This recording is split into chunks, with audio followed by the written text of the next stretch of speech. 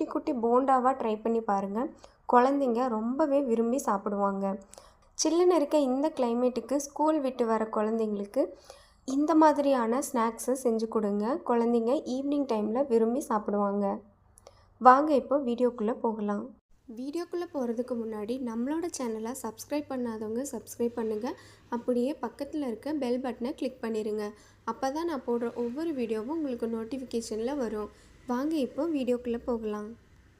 இப்போது போண்டா செய்கிறதுக்கு நான் 1/2 கப் அளவு உளுந்து எடுத்திருக்கேன். இந்த உளுந்தை ஒரு பாத்திரத்தில் சேர்த்துட்டு அதில் தண்ணி ஊற்றி 2 தடவை நல்லா வாஷ் பண்ணி எடுத்துக்கலாம். வாஷ் பண்ணதுக்கப்புறமா ஒரு சொம்பு அளவு தண்ணி ஊற்றி 1/2 மணி நேரம் அதை அப்படியே ஊற விட்டுடலாம். 1/2 மணி நேரத்துக்கு அப்புறம் பார்த்திங்கன்னா இந்த உளுந்து நல்லா ஊறி இருக்கும். அது ஒரு மிக்ஸி ஜாரில் சேர்த்துட்டு கொஞ்சமாக தண்ணி சேர்த்து அரைச்சி எடுத்துக்கலாம். மாவு ரொம்ப தண்ணியாகவும்